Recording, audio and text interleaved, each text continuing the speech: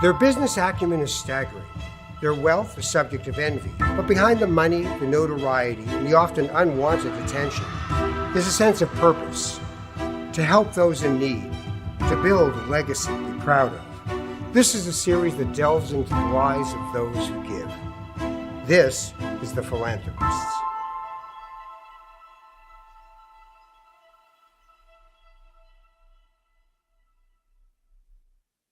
Hi, everybody. I'm Ralph Benmergui. Welcome to The Philanthropists, an ongoing series where we look at giving and the people who do it. Today, Nathan and Glennie Lindenberg are my guests. They have spent their life working together, being married, and giving. Nathan, Glennie, welcome. Thank you. Thank you. I'll start, Nathan, with you. Where were you born? I was born in Tel Aviv, Israel, and I immigrated to Canada when I was just shy of 3 years old. Okay, so your memory of Tel Aviv would be pictures that your parents had of you in Tel Aviv as a baby, I guess. I have no real recollection of that for the first 3 years of my life. And so, were you feeling connected to Israel over the years? Or was it like, no, Very I'm much here. so. I mean, my parents were Holocaust survivors, and they had immigrated to Israel after the war. Illegally, they were brought in by the Haganah from Italy, and they made it through to Israel during the Mandate. And my father was a soldier in the War of Independence, and my mother had her sole surviving brother still living in Israel, so I was quite connected. And although my parents didn't speak Hebrew in the home, Israel was part of our life. We connected with our family. There was letter writing. It was before telephones were used so frequently, and so that was a big part of our life. And we always, Israel was just part of our lives. We went back to Israel for my bar mitzvah in 1964, so that was something that we were looking forward to for many years. And my mother had a great uncle in Israel that we promised we would return, and it was a big deal, growing up. So Israel was part of our consciousness always. So I remember being a kid in the '67 war, but being here. Do you remember watching that war unfold and what you went through watching it as somebody you knew you were actually from there, but you weren't there?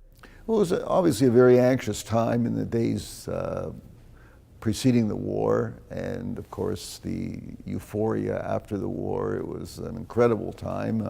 I was a teenager at the time, and I actually went to Hebrew University in 1970, so it was only 3 years after the war, and Israel was an incredible place in those heady times. So it was a wonderful experience at the university, but it was a wonderful experience to be in Israel 3 years after the 6-day war, traveling all over, going to El Arish on the weekend, or leaving Jerusalem to go to Nablus for a chicken dinner. It was just incredibly, almost intoxicating. The country was, I would say, on a high. There were the hopes and dreams seemed to be fully realized. So it was an incredible time to be in Israel, and it was an incredible time to be a student at the Hebrew University. What were you taking at Hebrew U? I was taking general political science courses. I really wasn't sure what I was going to do, but the faculty was incredible. At the time, there were probably 500 or 600 students from North America at the university. There were hundreds of kids from New York and from California and from all parts of the United States, and people from Canada, from Montreal and Toronto and Vancouver. It was the one-year program. People would come for a 1 year of study, and it was never as well attended as it was in those years from after the 6-day war. Yeah. And Glennie, you're a Torontonian. I'm Toronto born and bred. So your connection to your Judaism and your feeling for Israel? My mother was born in Poland and came here before the war. My father was a survivor. And in our house, Jewish education was a priority for them. And so they sent my brother and me to Hebrew day school from kindergarten on. So I went to Associated Hebrew Day School in Toronto. I also went to a Jewish camp. I went to Camp Ramah, Machane Ramah, Canada. And Israel was very important. I didn't take my first trip to Israel until after I was married. But it was from an educational point of view and from an identity point of view, it was always just a very important piece of growing up in our house. My parents had, I think my parents had taken a trip to Israel when I was younger. And So when you first went, how did it hit you? it was overwhelming. I was in my early 20s, and I went with Nathan and met family there that from my father's side primarily, met Nathan's family there, and we traveled all over the country. We had the summer off. I think we had finished our articles. We finished law school and then our articles, so we had the summer off before we started our bar admission course. So we went to Israel for 7.5 weeks, and it was wonderful to spend that amount of time there. And it was just an immediate connection with the people in the country. Yeah, I mean, it's interesting when you go, at first, it's the first time that you're the dominant culture, Absolutely. right? Absolutely. Like Christmas is not Christmas. There's no Christmas. Yes, absolutely. Yeah. And you look at the bugs, and there are Israeli bugs and Israeli dogs and cats, and you just... Or you go to a public place and there's mezuzah on the door frame, and you're like, whoa. It's just a totally different lens Yeah. that you see your Jewishness through when you're in Israel. So, Canadian Friends of Hebrew University, right? As an organization, first of all, how did you guys get connected with it? And then we'll talk about how you actually sort of ambassador your way through being part of it. How did you first connect with, I know you went to Hebrew U, so that would be an easy thing, but how did you guys connect to it in a way that said, we want to do this?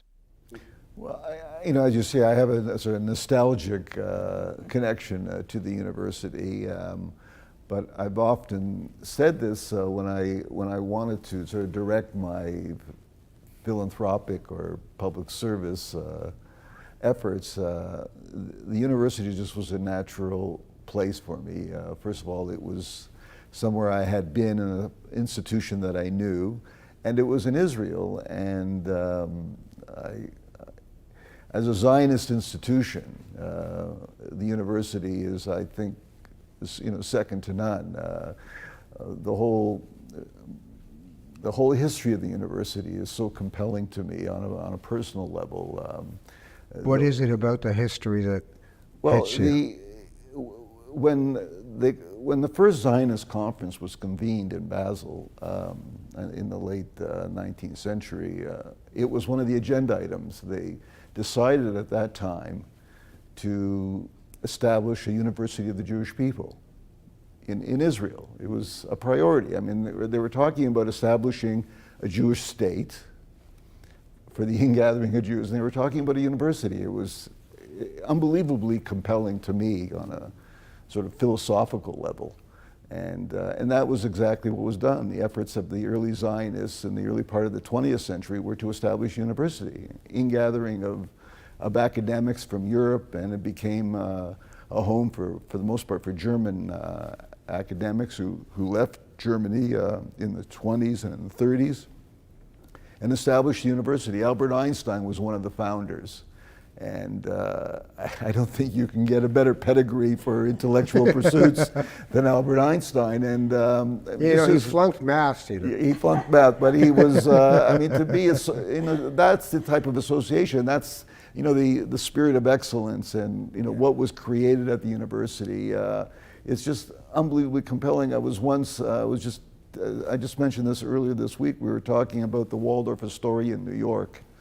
And I was once at a Hebrew University event at the Waldorf Astoria, and someone told me that Albert Einstein ran a fundraiser in this room at the Waldorf Astoria in the 20s and raised $100,000 for the university. Which today, which is an incredible amount of money, and we're still doing the same thing. And Glennie and I were just in Israel for the Board of Governors meetings, and the cornerstone for the Einstein House was established because the university is the beneficiary of his personality, his likeness, his image, and everything, all his papers.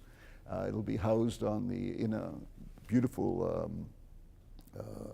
building right on the campus. So it's sort of like for me, it's sort of full circle, when we went to that event where the cornerstone was laid, and to see Albert Einstein's personal papers where it says E equals MC squared, there's really nothing you look at it, comparable. what does that mean? Yeah, so there's nothing really that comes close to that on a sort of intellectual level for me. At least. Yeah. And so it's, there are a lot of elements that draw us to the university. So it was sort of a natural home for me and for my family. So what draws you to Hebrew U?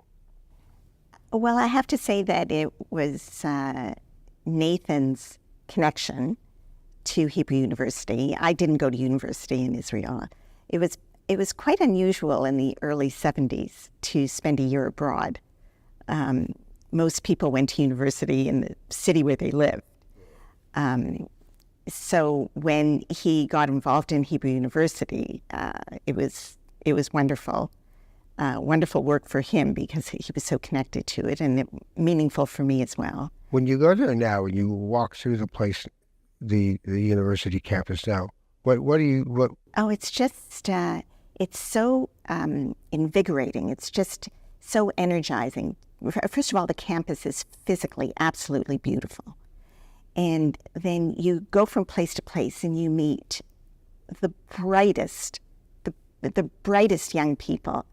And we have the opportunity to meet a lot of the professors and academicians here who come to visit Canada. We've been fortunate to be able to host some of those people in our home, and they're just in so many different areas. They're just making such a difference, and the university itself is a wonderful place in terms of its diversity and inclusivity, and the lengths that they go to encourage diversity is absolutely wonderful. And I wish that were more well known about the university.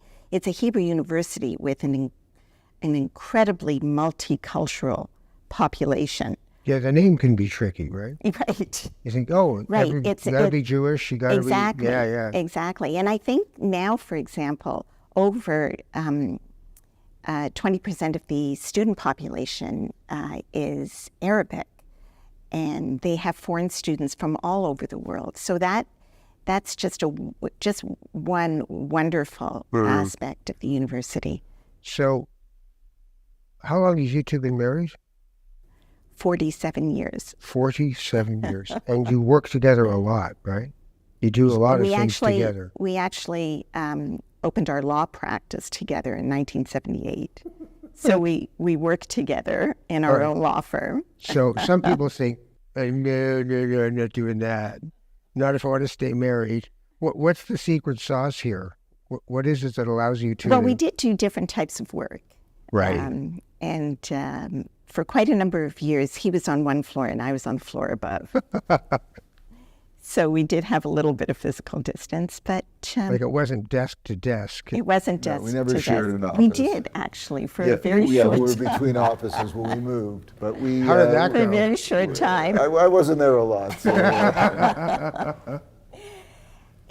I think it's all a question of what you get used to. We opened our practice together, and so our working life started with our being together, and that's just the way it was for us. Yeah. And when it comes to something like Canadian Friends and Hebrew U, doing it together would be a lot more fun and easier than doing it because I'm going to a meeting. Oh, okay, you're going again?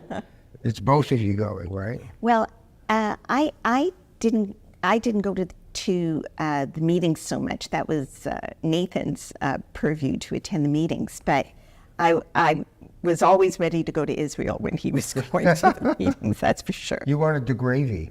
Right. Exactly. But working together also gave us, I think Glennie has been for probably 50 years very involved in the community in various other endeavors. And really working together gave us a lot of flexibility because we could cover for each other Right. professionally and at home. And so it really gave, I mean, I must say that my involvement in the university was not that as taxing as Glennie's involvement. Her communal commitments were more significant than mine. So it took a lot more time, and having our own practice gave Glennie that flexibility to work full time and to serve the community. Yeah. We're going to talk about the Holocaust Museum in a minute, but Okay. I did want to figure out fundraising is not an easy thing. Is to ask people for money and all of that. What is it that you tell people? What's the pitch for Hebrew U? Or how do you engage people to say, you know what, I'm going to care about this and put money into it and energy into it? I think that, from my own personal experience of being a donor, I think of how it makes me feel. And I've always said that I never cease to be amazed at how good I feel when I make a contribution to a charity or to an institution of some kind. And I think that people want to give, people want to contribute because I think they understand the need and they understand how it's part of life and it's part of our duty and part of our commitment. And really, I must say I have Glennie to thank for that because she's been a more prodigious fundraiser than I have over the years. I'm obviously not as good at it as Glennie is, but I find that people are looking for a way to give, a way to contribute. And you just have to tell the story. And I must say that Hebrew University is a very compelling story for me. And if I'm able to transmit my enthusiasm for the institution and make people understand, what the institution does and what it represents. I mean, Glennie touched upon the diversity and the demographics. I mean, that's an incredible story that is not known well enough. But also, this is the excellence of the institution. The number of Nobel laureates that have come out of Hebrew University, and if the politics were a little different, there'd be even more because there are unbelievable, I would say, superstars at the university who are doing work which is unbelievable. And we're not as familiar with it here, but the amount of research dollars that the university gets from the European Union for the Max Planck Foundation, which is out of Germany, huge, like the Rockefeller Foundation in the States, is unbelievable because people are doing unbelievable things in medicine and computer sciences. So I think if you tell people that story and they hear that story, they want to be a part of it in their own way. And one way you can be part of that is to contribute to the institution. All right, well, you're the boss when it comes to money, so what's the trick? I'm in charge of payables, and Nathan was in charge of receivables. That's what we used to say. So what's the trick? Because fundraising is really necessary, but not everyone can do it well. I think if, I think I guess there are a number of factors, and I think one is that you yourself have to bring some passion to whether it's Hebrew University or whether it's an organization, some other organization. It doesn't really matter what it is, but I think if you're asking someone to make a financial commitment, you yourself have to have a very strong feeling and really be passionate about that organization. And I think that to put it colloquially, I think you have to find a hook. I think that it's not enough for you to be passionate. You have to have an understanding of what your potential donor is interested in, or what might make them feel. And it may not be Hebrew University, and it may not be a Holocaust museum, and it may not be anything else that you're interested in. So I think you do some homework, you do your due diligence, and hopefully you're approaching someone that you can make that connection with. Right. So one of the things that you've done, it just opened, the Toronto Holocaust Museum. There was always a small kind of piece for people, but certainly not something on this scale. Tell me about that. How long do we have? Like, what made you get involved with that? And Nathan said something that rings true. I think in a lot of cases you just have to be asked. You don't know if someone wants to give. You can ask them, and sometimes people are just waiting to be asked to give. And I think it's the same thing with volunteerism. Sometimes you ask, and sometimes you might catch yourself, or people might catch themselves saying, oh, that person is going to be too busy. But really, you just ask. If they're too busy, they'll tell you. But you give them the opportunity to either work on something, volunteer in a certain area, and then give someone an opportunity to make a financial commitment. So I was asked to chair the Holocaust Museum Renewal Council, moving from our old facility to a new museum. Not a new building, but new space in a beautiful building, the Chef family building on UJA's Sherman campus.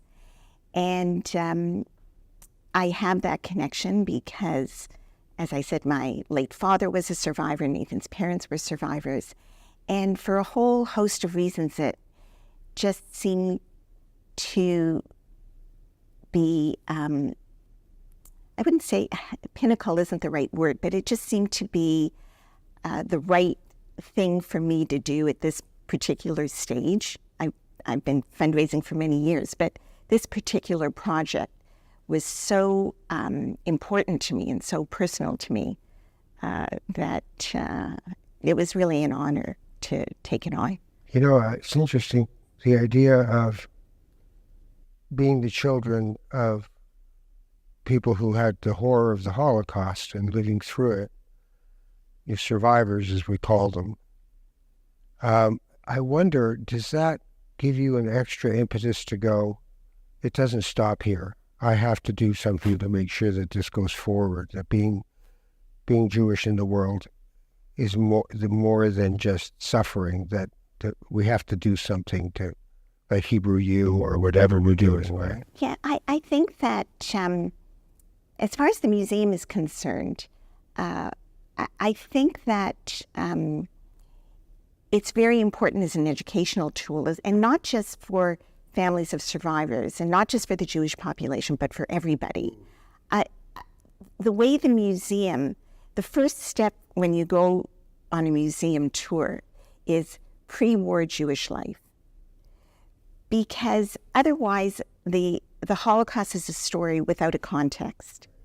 You're telling a story, you're trying to teach a lesson in a vacuum.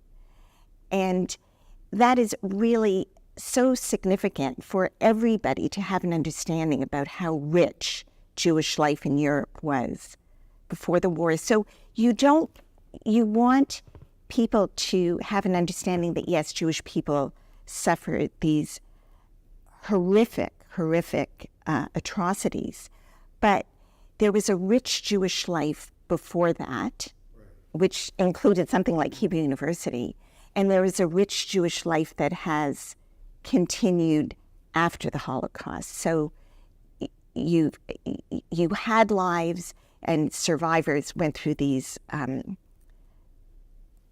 unspeakable tragedies, and then many of them, and in fact most of them, not all of them, but most of them, were able to rebuild their very active Jewish lives. So that's the whole story. It's not it's not just the Holocaust, although obviously that has to be a very critical focus of the museum, but it has that context.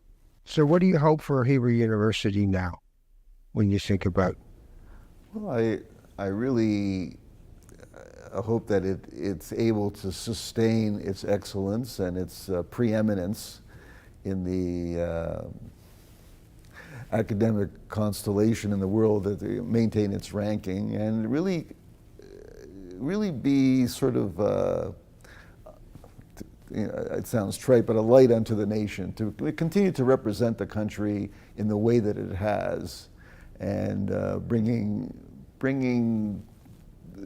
discoveries and cures and just doing what it does so well and continue to do so for many years. And I'm always surprised, pleasantly surprised, when we go back and I see the young academics coming through, the PhD students, becoming fellowship students, and meeting returning PhD students who have done fellowships all over the world, and it's really, it makes you so proud, because it's just unparalleled excellence. Well, Nathan, Glennie, lovely work.